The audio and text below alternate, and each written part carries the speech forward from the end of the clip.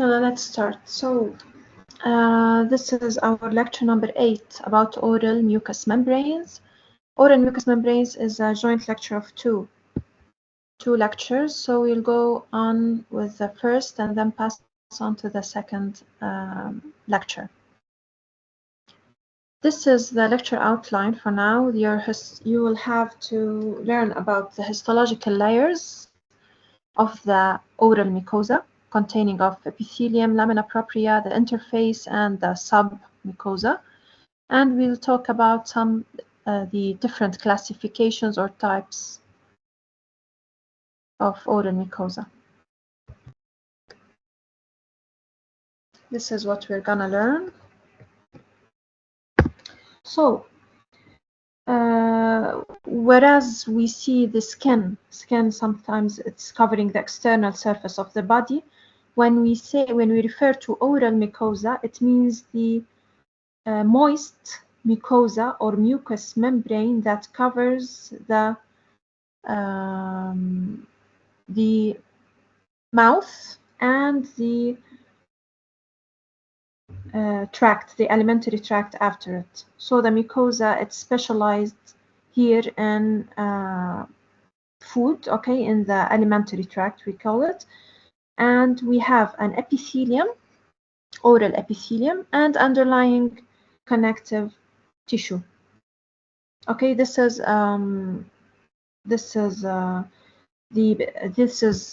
relevant to the epidermis and dermis in the skin. In many regions, we have a third layer also, which is called the submucosa, found between the lamina propria and the underlying bone or muscle. So, what are the distinct layers of the two distinct layers of oral mucosa is the epithelium. It is derived embryologically, we have it from ectoderm.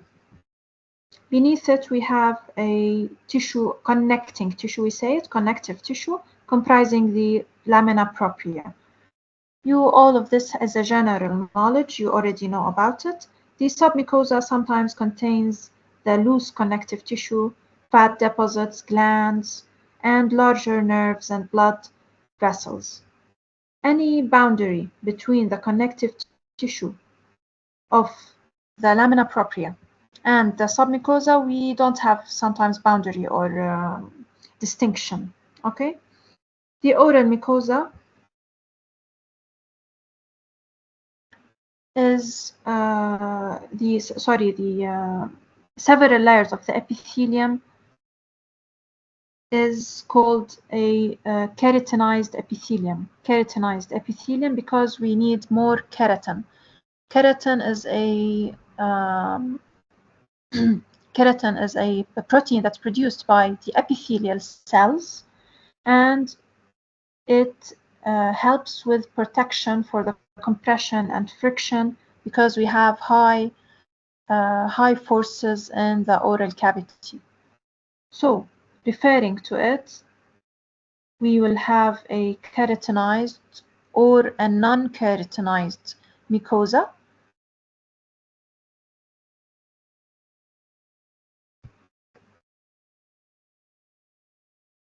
The epithelium is contained of keratinocytes. Keratinocytes, we say about the small constituents which are called the cytokeratins.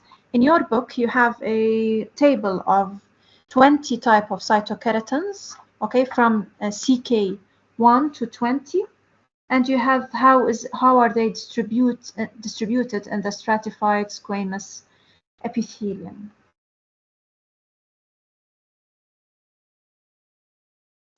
We have microfilaments, of course. The epithelial cells have microfilaments, microtubules, and intermediate filaments. The several major classes of microfilaments, okay, here are they, of the microfilaments, cytokeratin filaments. They include the cytokeratin, the CKs, which have high specificity for epithelial cells. The products of each gene family are divided either from 1 to 8. Acidic types, these are basic types from 1 to 8, and basic types from 9 to 20.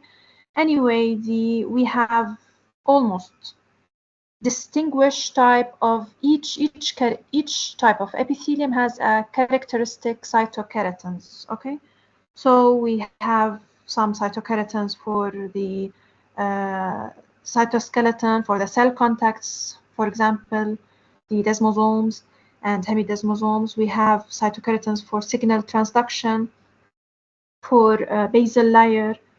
Okay. Now, what's the major distribution of the keratinized epithelium? The keratinized epithelium, we have what we call, of course, we've called it stratified squamous epithelium, which means we have multiple different layers. Stratified means multiple layer, and squamous, which means the last or outermost layer is made of flat cells, squames. So, 4 main layers line the epithelium in the oral cavity. If you start from downwards to upwards, we have basal layer, or we call it stratum germinativum or stratum basale. Stratum, it's a layer, it means a layer. Once we go up, we have the perichal cell layer or spinosum. We go up to the granular layer or stratogranulosum, and then last layer is the keratinized, or we call it cornified layer. All these 4 layers are present in especially the masticatory type of mucosa. All of them are present in the epithelium, and they contain cytokeratins. And these cells are all termed keratinocytes because they are able to produce cytokeratins. We have also other proteins, of course. But in the epithelial cells, we have something called maturation. As we go up, we have more mature cell capacity to maturate, okay, or differentiation is higher in the in the outermost layers. And this is progressive maturation of cells. We see as keratinized cell, they continuously shed out. The squames out here, they shed, and they are replaced continuously in the oral cavity. And remember this, okay?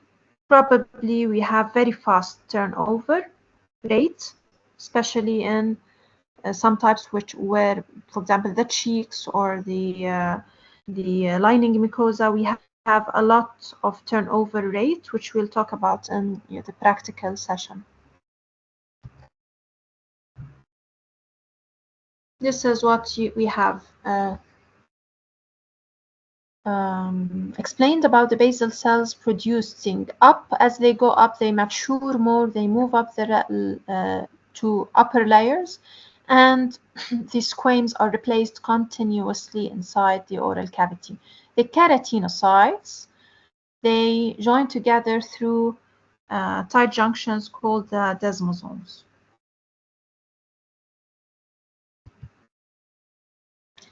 Let's go for the first layer, basal or germinativum layer.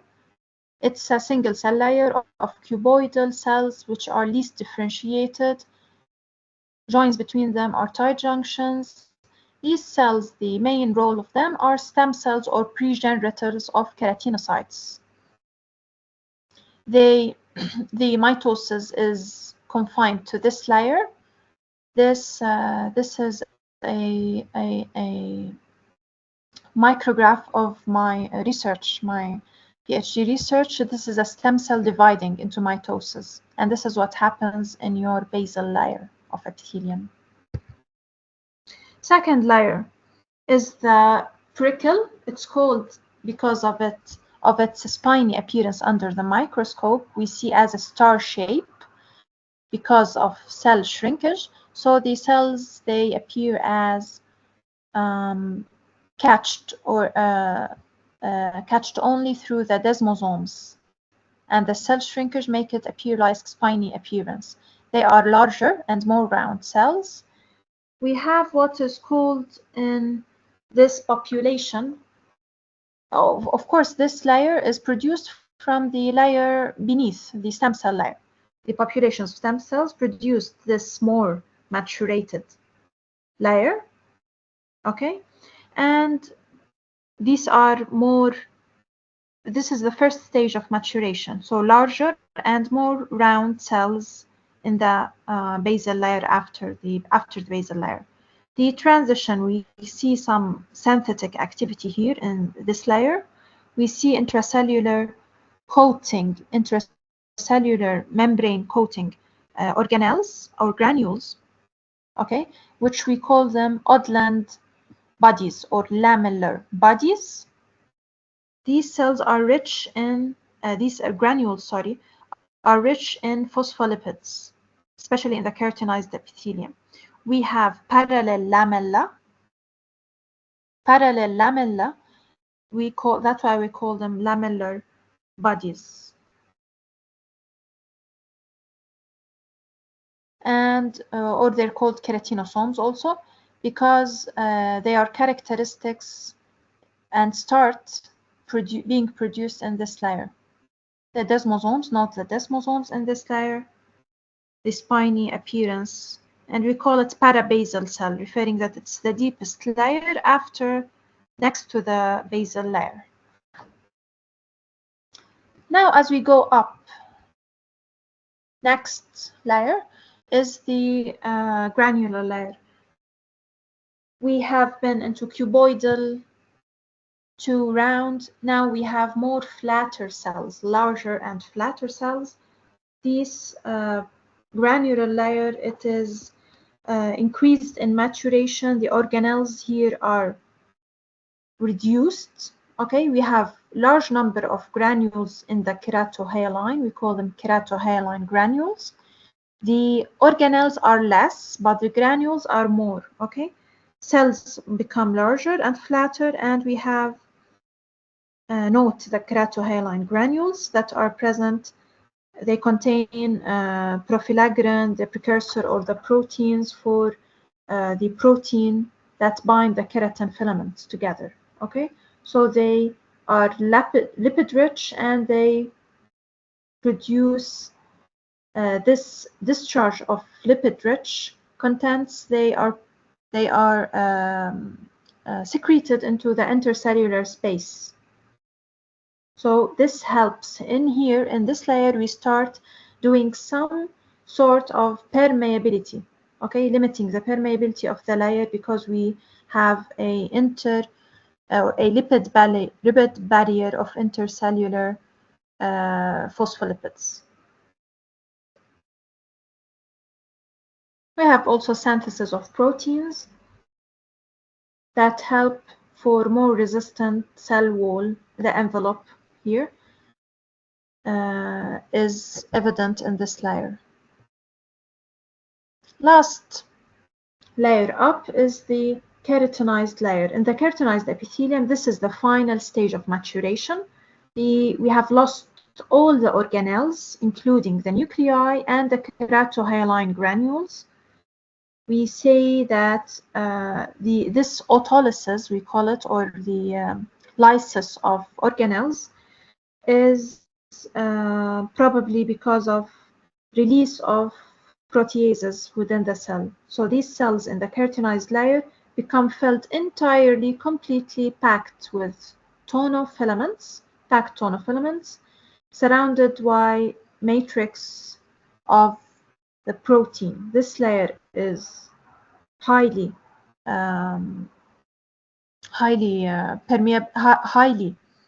unpermeable, okay, and we have continuous shedding or desquamation of cells. We call this layer epithelial squames, okay, and the process of desquamation, which means the constant turnover of the epithelial cells.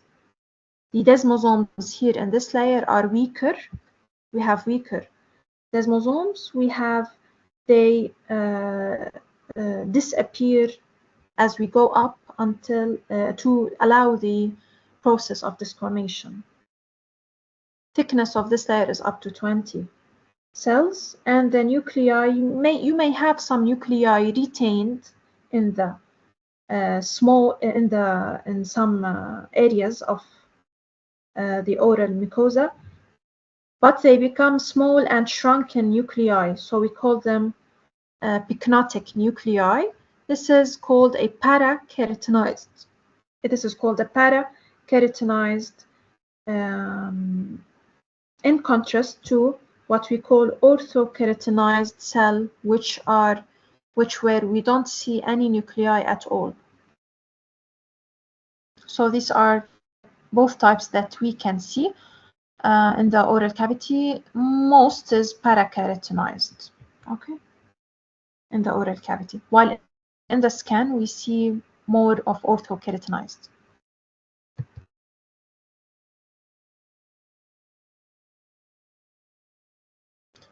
This is the cell kinetics or maturation. As we have said, the 4 different layers. This is what we call the corns or squames.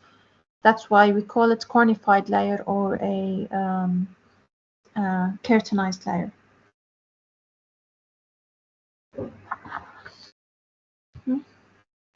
Now about the non-keratinized epithelium, this last layer is not present. This is a keratinized, and upward is a non-keratinized. This is a in the non-keratinized epithelium, we don't see the keratinized upper layer. The tonofilaments that are start being produced in the granular cell layer are less developed. We don't see a lot of keratohyaline granules. That's why we have the basal cell layer, prickle cell layer, and we don't have a granule layer. We call it intermediate layer and a superficial layer.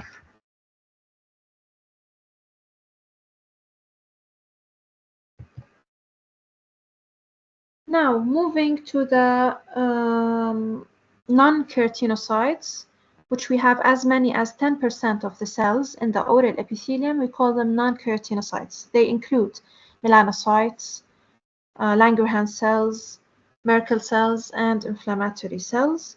All of these cells that are called non-keratinocytes, they lack the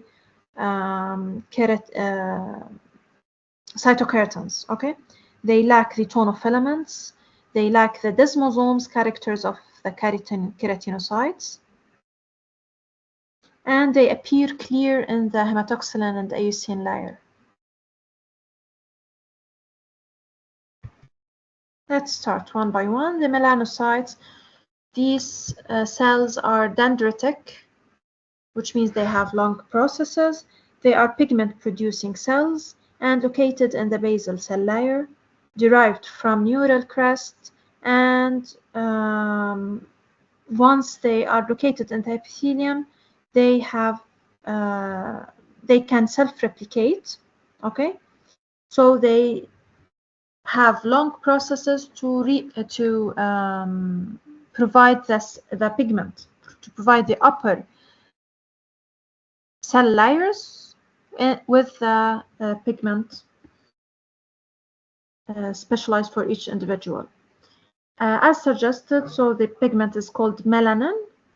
Using the special staining, we can see the melanin here, melanosomes that are produced in the melanocytes to produce the melanin stain. Okay, we have long processes.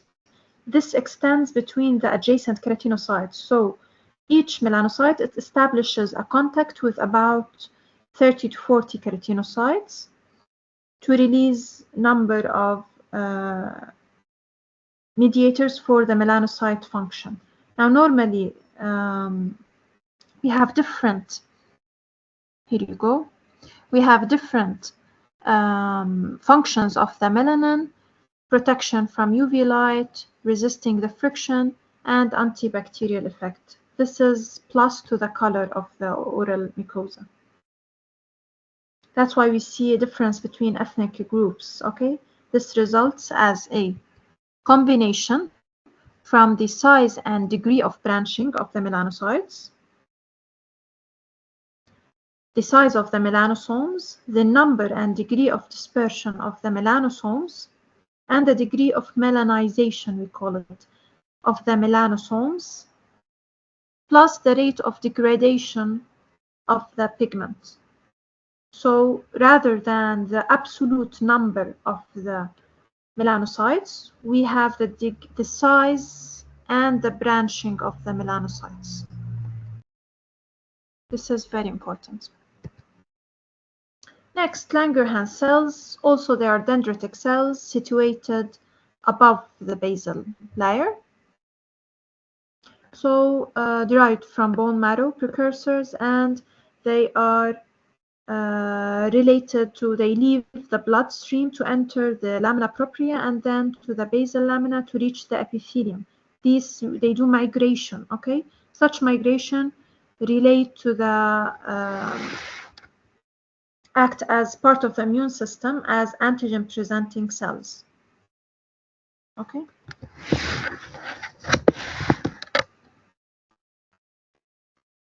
Ultrastructurally, you see, where are this happens? Oh yes, here we go. Ultrastructurally, you see in the Langerhans cells a characteristic of granules called rod-shaped granules called Berbeck granules. These are mostly at one end, you can call it as the foreign antigens penetrate the superficial layer, they bind to the dendritic antigen presenting cell, the Langerhans, for example, and then which stimulate, after migration, it helps stimulate the T lymphocytes and the other suppressor specific T lymphocytes, which cause the more proliferation of the T cells and then immune response. Okay. The fourth and last kind of type of non-keratinocytes is the Merkel cells. Merkel cells, they are found in the basal layer. They are closely related to nerve fibers. You see them always like this. They act because as a receptor to touch, okay? Sensory receptors. They are derived from the neural crest, and they contain some cytokeratins, so they can be identified also as invaginating many small vesicles. You see many small vesicles inside the Merkel cells in the region of the nerve terminal here.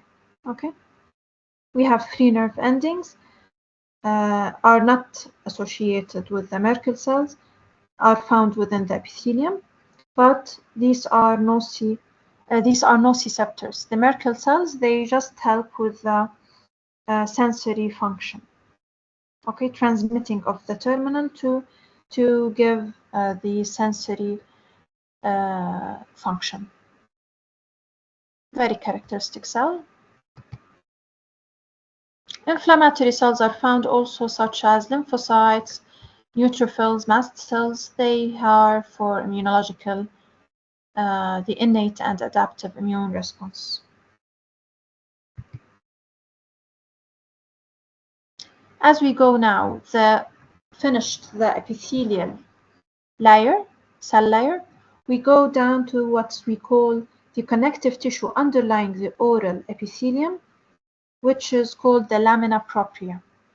The lamina propria is divided into 2 layers, superficial layer and papillary layer. Superficial layer and deep layer. The superficial layer is called a papillary layer.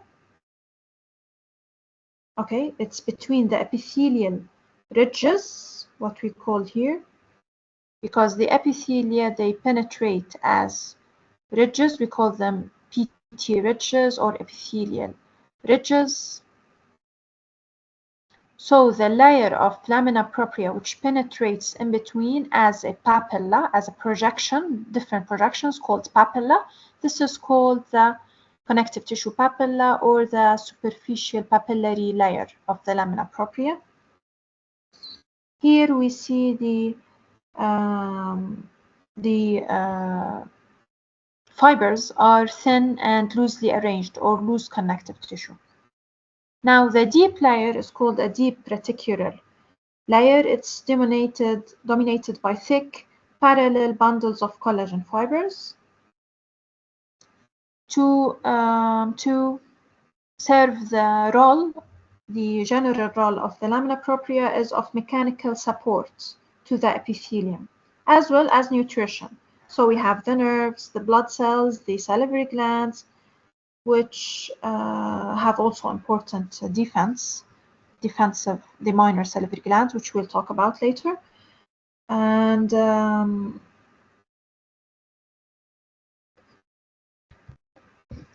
here is the epithelial connective tissue interface.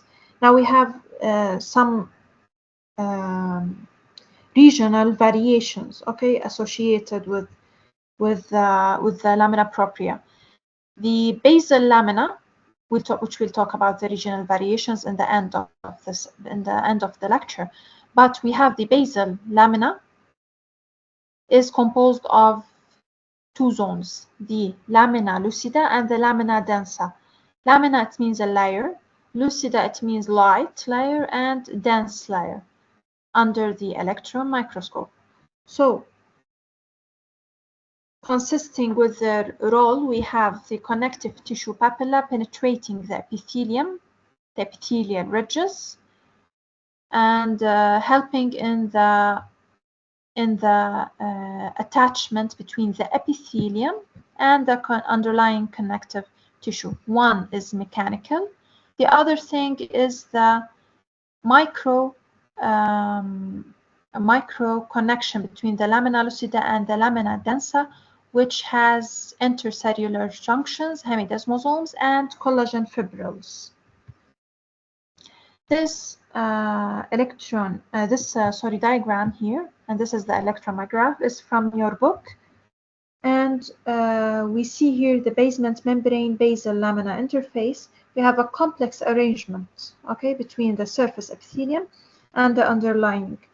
This is 1 to 2 micrometers only, and we term it the basement membrane. Here you go.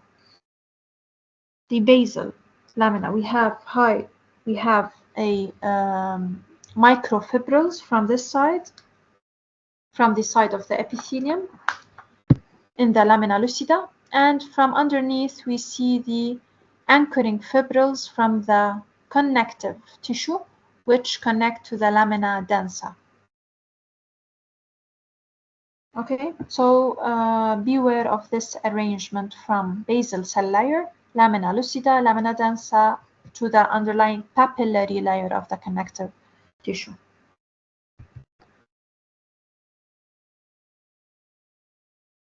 The oral submucosa, we have a fatty or granular connective tissue underlying the lamina propria, and the role of it is supplying the mucosa and separating it from the underlying either bone or the underlying muscle. So, as we have said, this is the submucosa.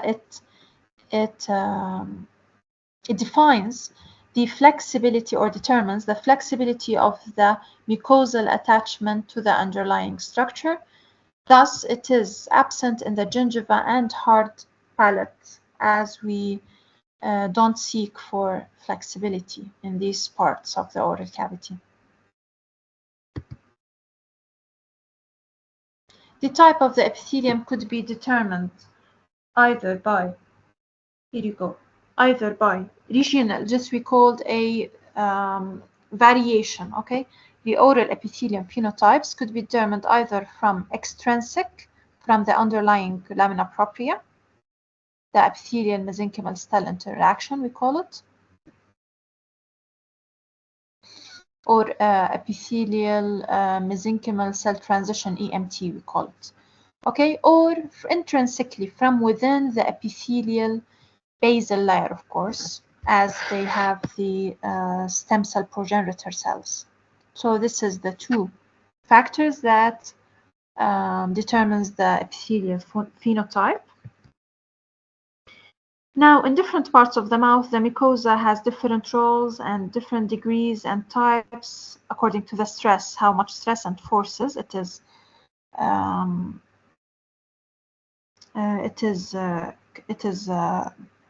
exposed to.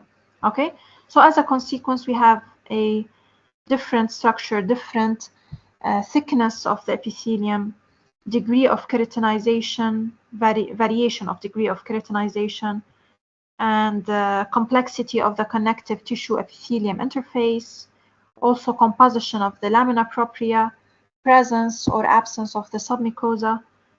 All of these, they define the variations in the oral cavity. Thus, we have different types. The keratinized only in the gingiva and the palate. We have a keratinized, fully keratinized mucosa, while other part of the oral, rest of the oral cavity is non-keratinized. Now we'll start going to the second chapter of oral mucosa, talking about the three types of oral mucosa: the masticatory, lining, and the specialized. Masticatory, it is found in areas of high compression areas. Okay, it's found in the gingiva and the palate, as we've said. So here we have high compression, we have high friction forces. Thus, we need a keratinized epithelium and a thick lamina propria. Okay, except for some special region in the palate, the mucosa in the gingiva and the palate is called masticatory, and it doesn't have a submucosa. Okay, we don't have a submucosa. We have directly, it is attached to the underlying bone, which is called mucoperiosteum. Now, the lining mucosa, it's not subject to high levels of friction, but we need here mobility, we need distensibility, it must be distensible. So here, the non-keratinized type, and we have a loose lamina propria. Within the lamina propria, we have the collagen fibers, we have this allow free movement, this allow also elastic fibers are present to allow the mucosa to be flexible. Okay, we don't need it to be chewed with the food. So commonly, the lining mucosa, we have a submucosa, and this is present in the lips, the cheeks, the alveolar mucosa, and we'll talk about these types one by one in the second lecture. But also floor of the mouth, the ventral surface of the tongue, soft palate, all of these are have lining mucosa. Final type is called the specialized oral mucosa. We have two areas of specialized mucosa appear to be these. A specialized, we call it gustatory mucosa of the tongue, dorsal surface of the tongue, because we have the taste buds here. We have also the on the tongue, the lingual tonsils in the dorsal surface, but posterior surface of the tongue. It's called the lingual tonsils because here we have the specialized cells for immune cells, the tonsils. Also, we have the second is the vermilion zone. We call it the transition between the skin and the oral mucosa, the vermilion border, and the attachment of gingiva to teeth we call dentogingival junction. And we'll talk, it has a special features. So if I want to say about masticatory, lining, and specialized mucosa, 60% is lining mucosa, while 25 is masticatory and 15% is specialized. These are the regional variations in the oral cavity. The functions, which are in the first, we've talked about in the first of the chapter. These are your textbooks. And let's continue to the second part of the lecture. Oral mucosa 2. I will continue in case you don't need a break. If you need a break, hang on raise your hands. But for me, the first part was most is micro histology. Now we'll talk more about the regional variations in the oral mucosa. We'll talk about the lips, cheeks, gingiva, the alveolar mucosa, which covers the alveolus or the alveolar bone, the palatal mucosa, the floor of the mouth, and the tongue with all its regions. Finally, we'll say some clinical considerations for these two lectures. This is a summary of what we said about the keratinocytes. Both, of course, the keratinocytes and the non-keratinocyte, the keratinized and the non-keratinized epithelium has keratinocytes.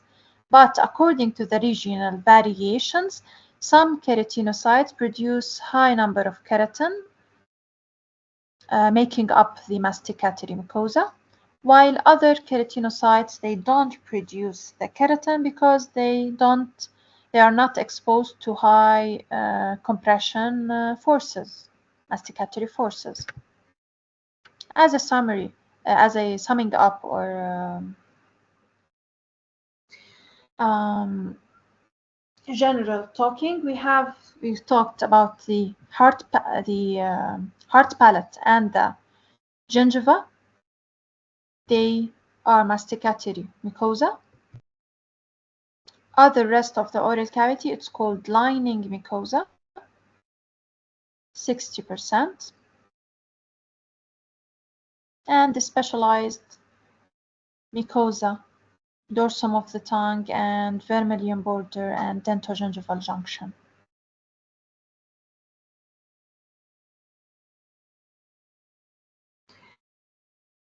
Starting from the lip.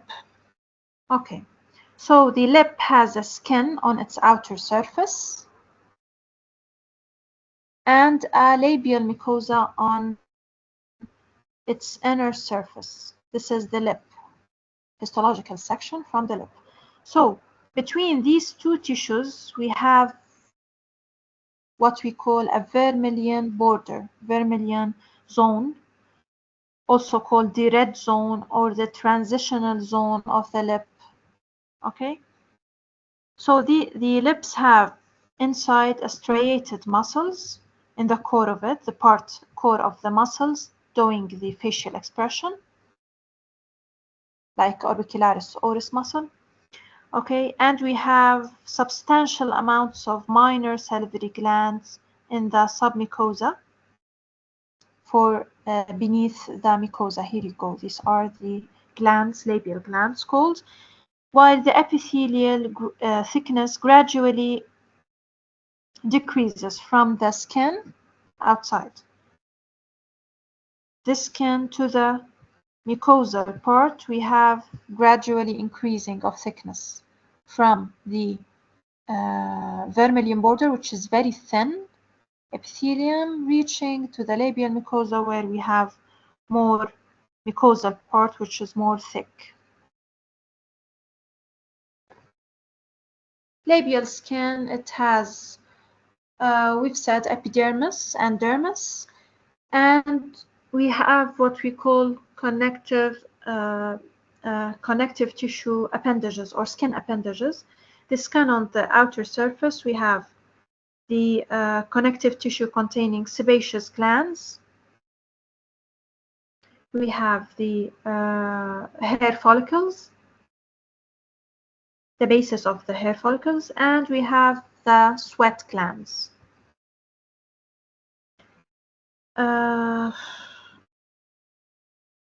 Here the basis of the follicles in the epidermis, we have, they are responsible to produce some keratin in the hair. Okay, that is formed. Sebaceous glands, they drain into the hair follicles, and they are occasionally present on the skin surface. Okay, these sebaceous glands. These are the three types of skin appendages you don't see except in the skin. Secondly, the vermilion zone, we lack any appendages of skin. We have very occasional sebaceous glands. They can be found. Okay, and especially in the angles of the mouth. The vermilion zone, we also lack the mucus glands. So that's why we require a constant, or let's say constant moisturizing. Okay, moisturizing with the saliva, either with the saliva by the tongue or by putting lip balm to prevent the dryness, because we don't have mucus glands. The epithelium of the vermilion border, it's keratinized type. It's thin and translucent. So the connective tissue papilla. In the lamina propria, we have the very long connective tissue papilla, and they contain capillary loops. I see.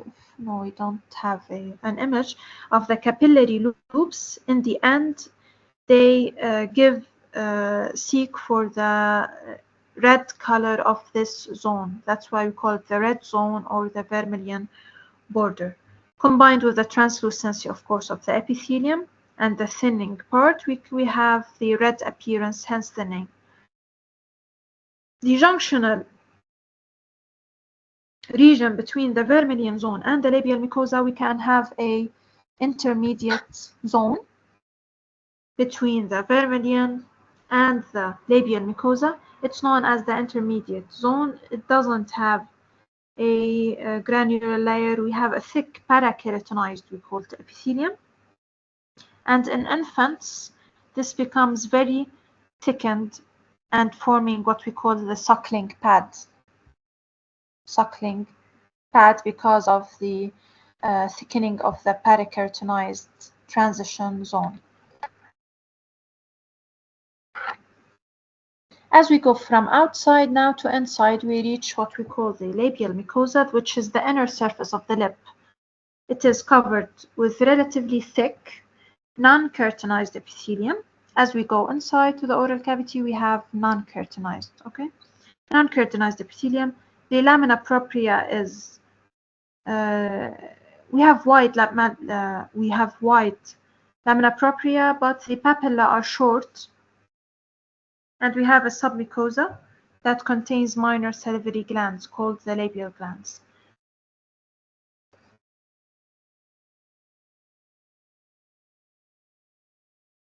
This is the three, as the vermilion and the intermediate zone. We cannot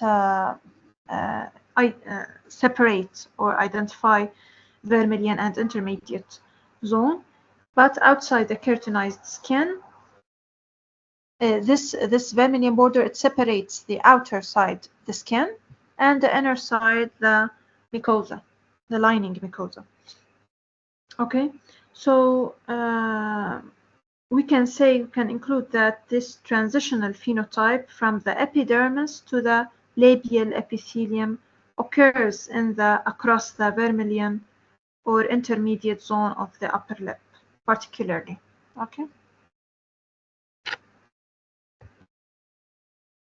Finished from the lips, we will talk about the buccal mucosa or the cheeks. Okay, the buccal mucosa referring to the buccinator muscles. Okay, or we call them the cheeks. Like the labial mucosa, this is also a lining mucosa. The epithelium is non-keratinized. Lamina propria is dense but have short papilla. The submucosa, it's present and has many minor salivary glands. Okay, and the submucosa, it lies, or it overlies the buccinator muscle. Okay, the main ducts of the minor salivary glands, they penetrate the epithelium, the oral epithelium, and drain into the mouth here, drain into the surface of the mouth to give more lubrication of the cheeks. Sometimes we have said that in the cheeks, in the lips of the, corners of the lips, and in the cheeks, we find some sebaceous glands. We call them Fordyce's granules or Fordyce's spots, because they are occasional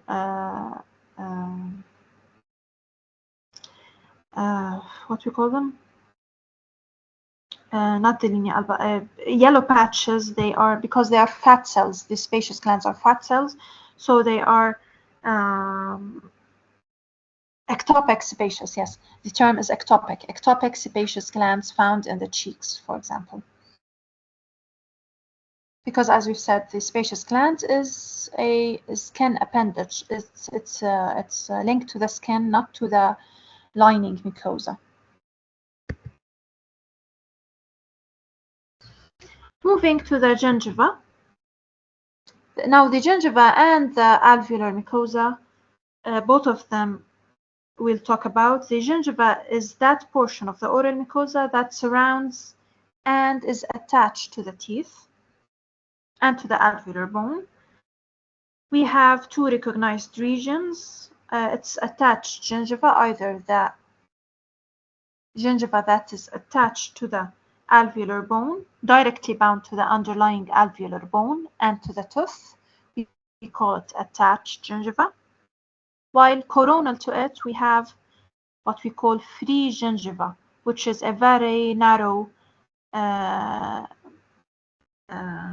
region of mucosa that is not bound to any underlying hard tissue. Thus, we call it free gingiva. The junction between the attached gingiva and the free gingiva is sometimes demarcated by a shallow groove. We call it a free gingival groove. Here we go. A free gingival groove. Highly from the upper limit, we have what we call gingival margin. The unattached region between the free gingiva and the tooth is called the gingival sulcus.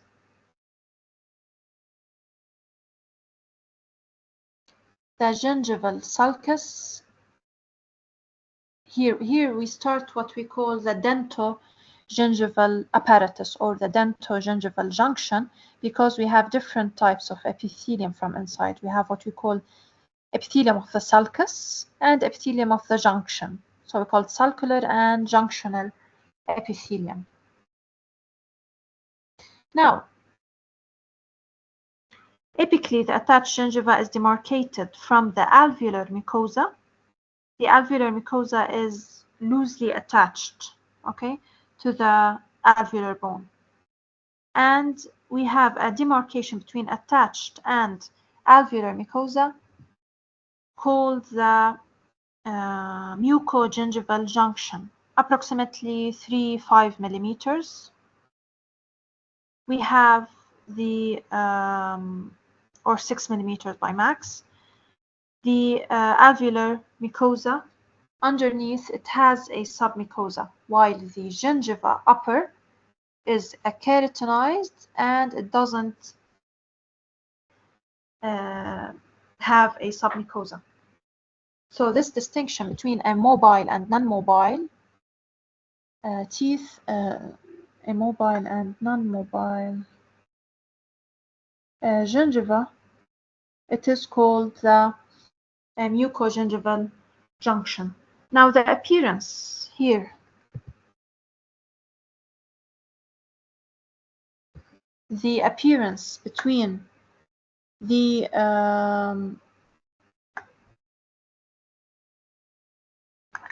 Sorry, give me 1 minute.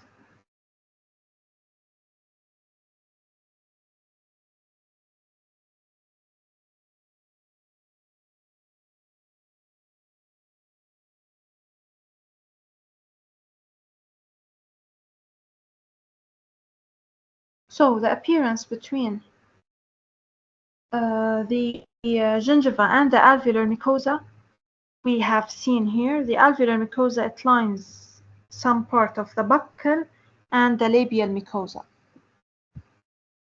Buccal and labial mucosa, we see it's non-keratinized, while the gingiva, it has different, the gingiva, the attached type, has a different keratinized epithelium. 75% of the attached gingiva is called a parakeratinized. The oral gingival epithelium, we call it. It's a masticatory epithelium. So we have a different extent or different degree of keratinization in between individuals. We have some orthokeratinized, which is the norm, okay? If we don't have any inflammation, it's orthokeratinized. But mostly 75% is called parakeratinized. And the clinical appearance of it is, here you go. The clinical appearance of the gingiva is pink, strong pink, and the nuclei are retained in the superficial layer. We have also some very, very small part which is non-keratinized, but the papillation is different. So sometimes we see the rete ridges are long and regular, and sometimes we see short and irregular rete ridges. Now we have the surface stippling, what we call, where is it? Surface stippling of the gingiva. Surface stippling, it means that we have a intersecting epithelial ridges, and no submucosa also, of course, no submucosa. The lamina propria is directly attached to the bone, being called a mucoperiosteum, and this forms the stipples in the epithelial ridges, which is a characteristic of normal, healthy gingiva. Okay, let's go back. Attached type, the free gingival type, or the free marginal type, is identical to the attached gingiva, but we don't identify, it's indistinguishable, the free gingiva from the attached gingiva. But sometimes we have demarcation by the free gingival groove, as we said, which is a stipple. The free gingival groove is a stipple. Here is it. Free gingival groove. It's a long stippling line, okay? Grooving line. Line of stipples, we call it.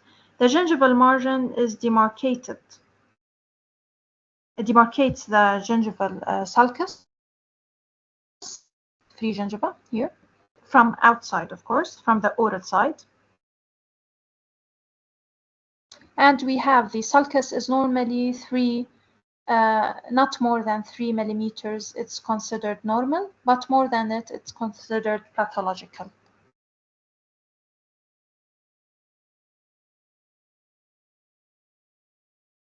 Free gingival groove and the mucogingival junction. Going to the very interesting part of the gingiva, which is called the dentogingival junction. Dentogingival junction, the junction between the outside oral epithelium, which is keratinized, and the inside junction of epithelium that is to the face of the tooth, facing the tooth.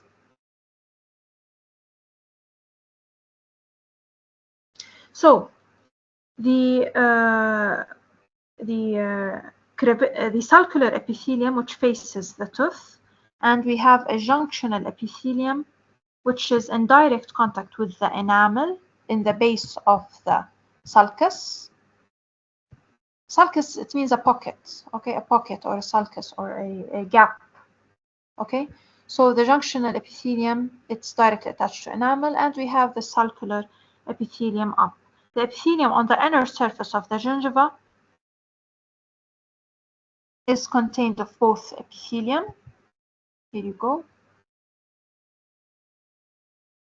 The sulcular epithelium and the junctional also are non-keratinized epithelia. So they don't have the granular cell layer, okay? We have what we call a histologically distinguished from the junctional epithelium by we have we have the normal folding of the epithelium to the lamina propria interface. Remember, epithelium lamina propria interface, we said we have rete ridges and the connective tissue papilla. This folding, we have it normally in the sulcular epithelium, oral sulcular epithelium, while we don't have it in the junctional epithelium. And this is a distinguishing feature. In addition, we have in the junctional epithelium tags of enamel that are enamel cuticle that may be seen in the interface between the epithelium, between the two epithelia.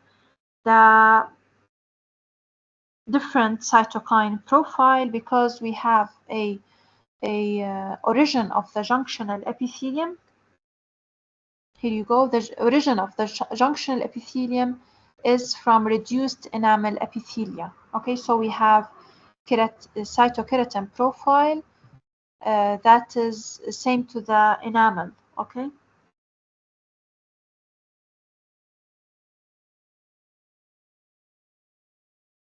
You will see in the table in the book, we have say 4 types of certain types of cytokeratins are present in the junctional epithelium, but are lacking in the sulcular epithelium. Okay, because of the cytokeratin profile that is similar to that of the reduced enamel epithelium, from where it's derived, the junctional epithelium.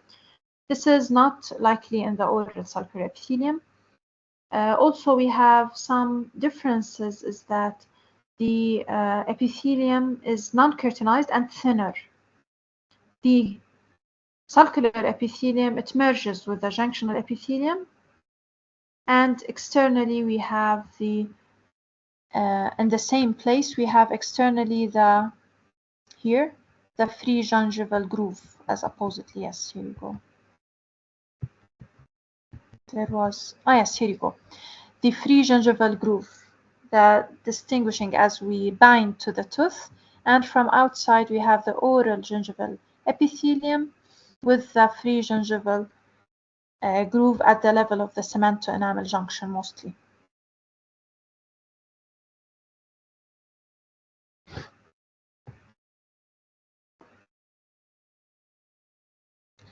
A lot of talk we can say about the junctional epithelium because we have considered it a specialized type of epithelium. We have some epithelial cells that are very, very thin. Okay, we have up to few layers, just few layers of maximum 30 layers thick. Okay, and apically, once we go very apically, the thickness can be up to 1 to 3 cells thick. Okay, we have can be single layer of cuboidal cells, the stratum basale, and we have the outer surface that is the stratum. We don't have a stratum corneum and we don't have a stratum granulosum. Okay. The junctional epithelium is known by its high turnover rate, fast turnover rate. Each 5 to 6 days, the epithelia is shedded and exfoliated, and coronally, because we have here what we call the movement of the gingival crevicular fluid. Now, the reduced enamel epithelium here rapidly replaced, and we have stratified squamous lining squamous epithelium once we go up. Okay, the normal lining non-keratinized epithelium as we go up to the sulcular epithelium. Principal features. What do we have about the crevicular fluid? We'll talk about it after the interdental papilla.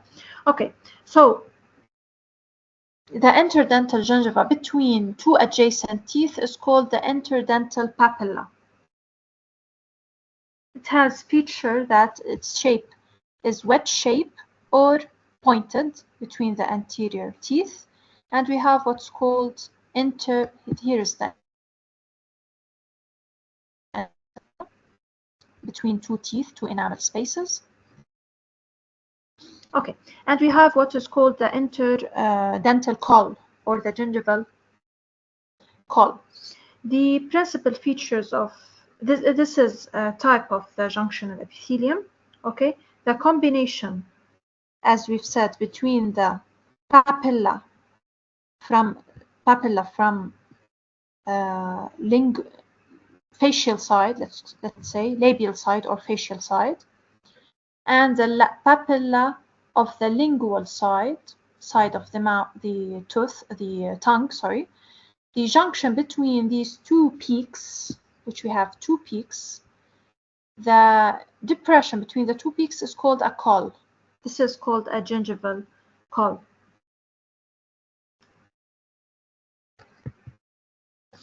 This is continuous, as we said, with the junctional epithelium. It's non-keratinized between two adjacent teeth. If we have spaced teeth, or if we have extraction of the tooth, or if we have from long time, or spaced teeth, we will not see this caul, because this caul, as we said, it draws the depression between the facial papilla and the lingual papilla. Facial and lingual papilla. Same origin from reduced enamel epithelium, same volume tissue. The intercellular spaces are high, 5% intercellular spaces. So we have here very high crevicular fluid and significant defense cells, as it is part of the junctional epithelium. Here we go, saying about the gingival crevicular fluid or gingival sulcular fluid. The gingival GCF, the gingival crevicular fluid, it is the fluid that is within the sulcus, and it is produced from the lamina propria inside the epithelium, and it is resulting from the high permeability of the epithelial junctional cells. As we've said, we have a 5% volume of intercellular spaces. This has a very clinical significance because not only the crevicular fluid, but also some defense cells can pass across the junctional epithelium. We have in healthy gingival tissue, we see neutrophils, we see in the intercellular spaces, we see neutrophils, we have a protective role of the tooth and gingiva from bacteria. Okay. Also, they contain the polymorphonucleosides. Also, we have the cellular adhesion molecules, okay, which helps with the migration of the neutrophils in case from the capillaries to the junctional epithelium, in case there was what we say,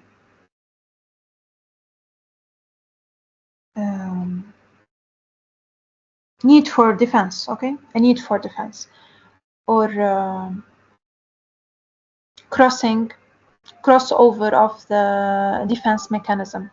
Also, we have, let's see, we have in this layer, we've called about the junctional epithelium the high turnover rate. Also, this helps with the defense mechanism, as a high turnover rate in the internal basal lamina, which is found here, internal basal lamina and external basal lamina. Because we have high turnover rate here, we have the highest, this is highest in all of the oral cavity. Okay, let's go back. The gingival lamina propria. We have many fibers, dense collagen fibers. As we said, the gingiva doesn't have a submucosa. It has only a lamina propria. In this lamina propria, we have principal fibers of dense collagen bundles. They compose a number of groups in the gingiva. Demarcate the periodontal ligament from the gingival lamina propria. Okay, the group of fibers that attach the gingiva to the tooth is called dentogingival fibers. We have alveolo-gingival fibers, dentoperiosteial fibers to the periosteum, transseptal fibers between two teeth. We have transgingival fibers in the uppermost layer, interdental fibers. We have also, according to the shape, to the morphology of the fibers, longitudinal fibers, vertical fibers, circular and semicircular fibers. These are the circular groups. This is from the book.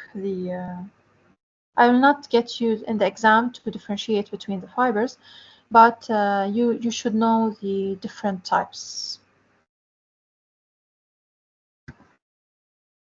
Okay, going back to the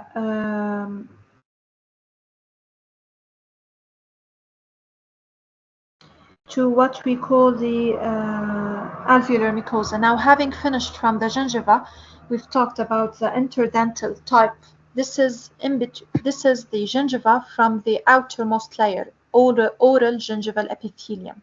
Okay, in between two teeth, we have said about the interdental papilla and the interdental caul, what we call the interdental caul, which is the contour between the contact points.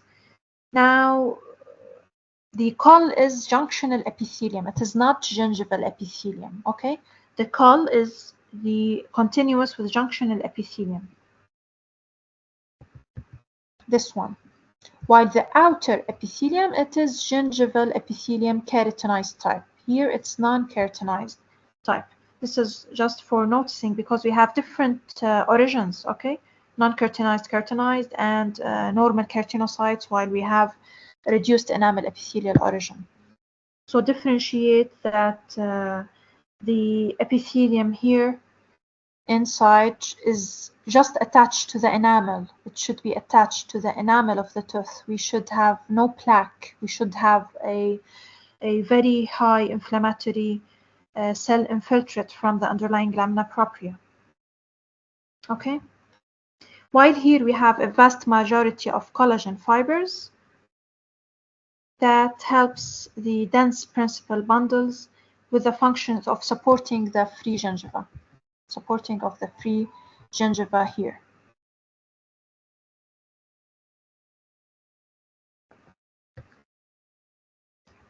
Underneath the gingival epithelium, we have what we call the epithelium that is attached to the bone here, the crest of the bone, and this is called alveolar mucosa. Now the fibers here, we have some fibers, principal fibers, given some names, okay? We have some attach the gingiva to the alveolar bone.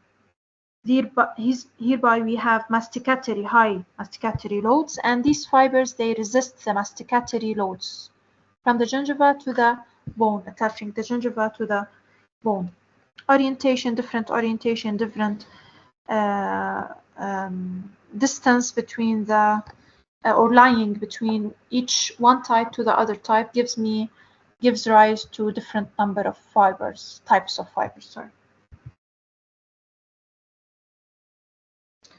Alveolar mucosa, it's also non-keratinized, of course, we have said, and it has thin translucent epithelium. We have blood vessels near, thus it has a red color. The alveolar mucosa has a red color, non-keratinized type, and we have the lamina propria. Lamina propria is present, submucosa is present, and this is the area in between, or the junction in between the gingiva and the alveolar mucosa, which we've talked about as the mucogingival junction. See difference and the transition of the two types of different mucosa. I will give you this to, this is a piece of art. I will give you this to just as a homework for you to see the differences. Going to the palate. The palate, we have two parts, hard palate and soft palate. The mucosa of the hard palate, it is typically masticatory mucosa, the hard palate, okay? So keratinized or parakeratinized epithelium. Some central part, here the red color, central part of the hard palate, and some in the here the gingiva, the lingual gingiva, and the central part of the hard palate. We don't have any submucosa, okay, because we need a directly attached lamina propria, dense lamina propria, directly attached to the bone, which we call the mucoperiosteum in the red and in the violet parts. Here is mucoperiosteum, no submucosa. While all the other parts, we have an arrangement of two distinguishing parts. The anterior 2/3, it's called the fatty zone, referring that the submucosa contains many fat cells or adipose tissue here in the submucosa, if it's fatty. And in the posterior third of the hard palate, the submucosa contains glands, many minor salivary glands. Thus, it is called a glandular zone, okay? Glandular palate.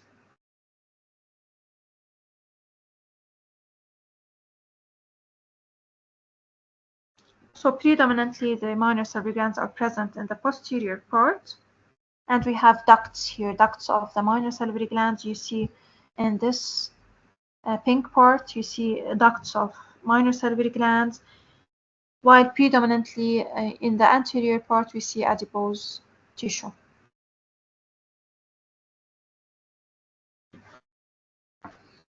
We have talked about this part. Now, moving to the soft palate, it's non-keratinized type. The mucosa covering the surface of the soft palate, it's lining mucosa. Okay, this is lining mucosa. And the connective tissue papilla, we have short and broad connective tissue papilla. Here we don't need mastication. Here we need many elastic fibers. We need collagen bundles, thin collagen bundles, because we need elasticity, okay, and distensibility. The in this part we have some mucous salivary glands, okay, and it is attached to the submucosa. The submucosa is attached to the palatal muscles. We have the part that is attached, that is to the nasal part of the soft palate. It's lined by respiratory mucosa of ciliated columnar epithelium with goblet cells, okay, pseudostratified ciliated columnar epithelium with goblet cells. This is the nasal part of respiratory, and this is the oral part of the soft palate. Okay, the ending of the soft palate, it's called the uvula. where we don't have a muscle here. Going to the last part in your lecture is the tongue. Beneath the tongue, it's called the floor of the mouth. Okay, so floor of the mouth, the ventral. Here we go. The tongue, it's called the dorsum surface of the tongue, the uppermost, and the ventral surface of the tongue, and beneath the ventral surface is the floor of the mouth. Now, the ventral surface of the tongue and the floor of the mouth, they are covered by lining mucosa, non-keratinized thin epithelium. Okay, because here we don't have many masticatory forces. So considerably, we need mobility. We need a extensive submucosa. Okay, on the ventral surface and the floor of the mouth. They are both same histological components. Okay. Now, the ventral surface of the tongue, it is attached to the muscle. Okay, the tongue muscle, where we have mucosa binding to the tongue muscle. So thickness of the epithelium and the vascularity of the connective tissue makes here the part of the floor of the mouth, the ventral surface and the floor of the mouth, a route for drug administration. Okay, because we have very thin epithelium and we have high vascularity of the connective tissue. So we say the lingual pill, where we give it here. The lingual pill, where we give it in the ventral, between the ventral and the floor of the mouth. The thinnest part is the floor of the mouth of the epithelium. If we want to go to the tongue as a macro anatomy, we have a distinct groove between the anterior 2/3 and the posterior 1/3 of the tongue, which is lined by the sulcus terminalis. It divides the tongue anterior 2/3 and posterior thirds. The anterior third, the anterior 2/3, they're called palatal surface of the tongue, and while posteriorly it's called pharyngeal. So if you saw palatal part of tongue and pharyngeal part of tongue, now you know what it is. Okay. Anterior 2/3, it's covered by numerous papilla. We have many papilla of the tongue, projections, it means many projections, and classified into 4 types. Okay, while the posterior part, mostly it's covered with a lymphatic nodules and palatine tonsils. 4 types of the tongue papilla. The filiform, fungiform, foliate, and circumvallate papilla. These are very interesting, okay? Because in addition to the mechanical function here of the tongue, we have on the dorsum surface of the tongue, very high mechanical and masticatory function. So most of the dorsum of the tongue is covered by keratinized mucosa of filiform papilla. Okay. Also, particularly the tongue has what we call taste buds. It has a special function for taste. Okay, sensory function, let's say. So it's regarded as specialized mucosa. We say the dorsum of the tongue, it's specialized mucosa because anteriorly we have mostly the taste buds, also posteriorly, and posteriorly we have the lymphatic nodules and the small follicles, lymphatic follicles. Okay. Now, large part of the dorsum of the tongue, it's covered by what we call filiform papilla. This numerous papilla is keratinized, or it's parakeratinized, we call it. Underlying it is stratified squamous epithelium, keratinized, but these are called filiform because they are hair-like cells, okay, hair-like, tufts, okay, that are present. So the central core of the lamina propria and we have central core of the lamina propria, and a small part of the secondary papilla branching out of it. We call it filiform papilla. It helps, because it's keratinized, it helps with the highly abrasive mastication and the food particles, okay? The mastication of the food particles.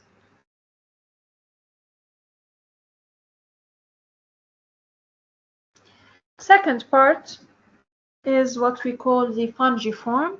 These are called according to their name, to their shape. So the shape of the papilla here is like the fungi. Okay, it's found isolated, elevated cells, and they are observed by eye, okay, because they are really big, up to 400 micrometer in diameter, so 0.4 millimeter. Okay, so you can see them by eye. It's thin epithelium. This is either keratinized or non-keratinized, and we have the core of the lamina propria is highly vascular. In the fungiform, we see taste buds that were not present in the simple filiform papilla. Okay, here we see taste buds.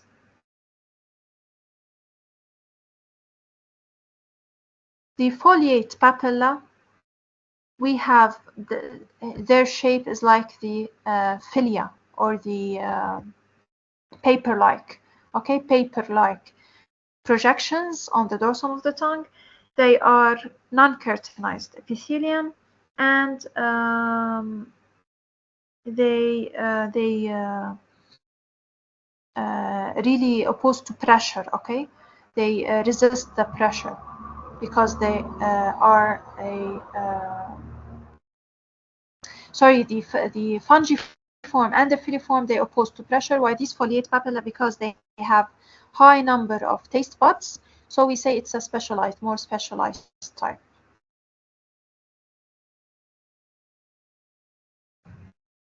Last part, it's found on the tranche of the sulcus terminalis, okay? So it's called the circumvallate papilla. Circum, it means all around, circular. Vallate is the valley, okay?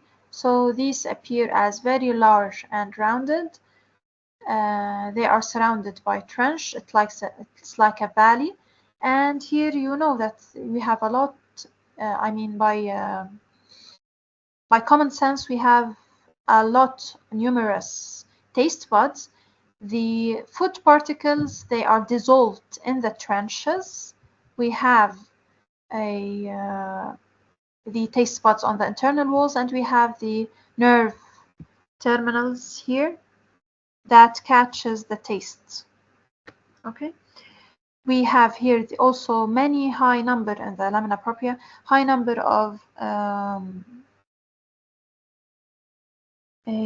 glands, okay, not the mucus type, but the serous type of glands. Serous type of glands, because we need high fluidity here. We need the saliva to be very fluid. So this is the serous gland. It's called von Ebner's glands that are present in the base of the trenches. Okay, we can also see some mucus glands, of course. So hence the four types. Last part is talking about the taste bud. Taste buds, as we've said, we have the four: filiform, the fungiform. The filiform are the most common, most spread on the dorsum of the tongue. We have the fungiform, that are isolated and elevated parts of mushroom-like. Okay, we have the foliate, which can be present in the posterior part of the tongue, and it's non-keratinized. And we have the circumvallate, which are large and rounded, and they are present here on this part. These groups, they all contain taste buds except the filiform papilla. Now, the taste buds, they are special chemoreceptive organs responsible for taste, and they are located within the epithelium. They are organs specialized found within the oral epithelium. We call this oral epithelium specialized epithelium. Okay, particularly in the trenches, in the walls, in the fungiform papilla, we have many number of taste buds. Okay. Two types of cells present in the taste buds: supporting cells and taste cells. In the core, or in the pore, we have a small pore that opens to the surface into the taste buds. All the ultrastructural level of these cells are not required, but I want you to know that we have here the outer supporting cells, the inner supporting, two types of supporting cells, and the neuroepithelial cells, which are attached to the terminal nerve branch to catch the tastes. Okay, so we have four distinct cell types. We can say that we have type 1, 2, 3, and 4 cells.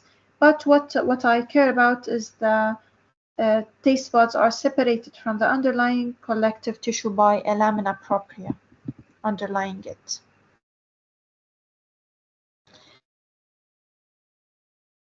This is electron micrograph to see that we have not one, but 4 types of cells. Finally is the lingual tonsils, the collection of the lymphoid follicles on the posterior 1/3 of the tongue. It is known as lingual tonsils. Here we have a ring, it's called Waldeyer's ring, and it protects the opening into the pharynx, which is in the posterior we have the palatine tonsils, we have the tubal, the pharyngeal tonsils, and the nasopharynx. This ring is called the Waldeyer's ring. The follicles are like deep crypts. Let's see if it's happened. No, like deep crypts. You can see them in the practical module. Deep crypts of inside the epithelium containing lymphoid tissue. The mucosa, it might have some mucus glands also in the posterior part of the tongue, and also in the anterior 2/3 of the tongue also. Last part is clinical concentration. In dealing with oral mucosa, we have we need to distinguish normal mucosa from other conditions like normal variations, like benign conditions, and like pre-malignant conditions. Example of this variation, for example, in the normal anatomy, lymphoid tissue that we've talked about. Now here, the lymphoid tissue, it's considerable variation. In the young people, in the children, we have lymphoid tissue is considerable size, okay? Lingual tonsils may be localized symmetrical swellings on both sides that are really big and symptomless. So this is called a variation of normal. While some changes in the cytokeratin levels, okay, may be due to inflammation. We can say either it is change in expression of cytokines can refer or can indicate inflammation, can indicate histopathology, changes, some dysplastic changes, which may tell me about a benign neoplasm, or it may lead to neoplastic changes, which is a malignant situation in the epithelium. The epithelium has the cancer, which is called squamous cell carcinoma. Normally, we can have also some cysts or enclosed cavities of epithelium called the cysts, and we can diagnose them by showing the cytokeratin expression. Mucosal wounds can be hardly seen because it's high turnover rate. Okay. These are all conditions covered from all the books. your histology books, the references that we've talked about. And we have many considerations in the lining mucosa. For example, the cheeks and floor of the mouth.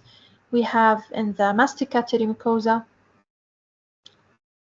like the palate, for example, the nicotinic stomatitis or the hard smoker's palate, what we call. We have in the tongue mucosa some inflammation of the papilla, or what we call a elevation in the middle of the tongue called lingual thyroid, remnants of thyroid tissue, lingual fissures, atrophy, black tongue, hairy tongue, sorry, which is on the filiform papilla are not apoptosis, are not exposed to apoptosis rates and desquamation rates. So we have a hairy tongue. Filiform papilla are really present. We have inflammations like stomatitis or glossitis, mucositis inflammation, which is present in case of foreign structures, foreign medications, dysplastic lesions. Also, we have lesions in the gingiva, either normal ethnic regions, which is the racial pigmentation, normally due to the branching and high activity of melanosomes, melanocytes. So we have pigmentation of the mucosa.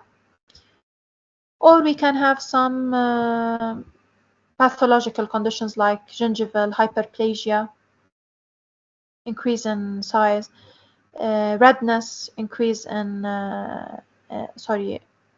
in color from soft pink to red, gingival recession, gingival bleeding. These are all pathological conditions. Also periodontal pockets. The junctional epithelium is changed here. The periodontal abscess or the periodontal cysts. All these you can find in your book, and I will give you a handout for reading. We are done by this. I will stop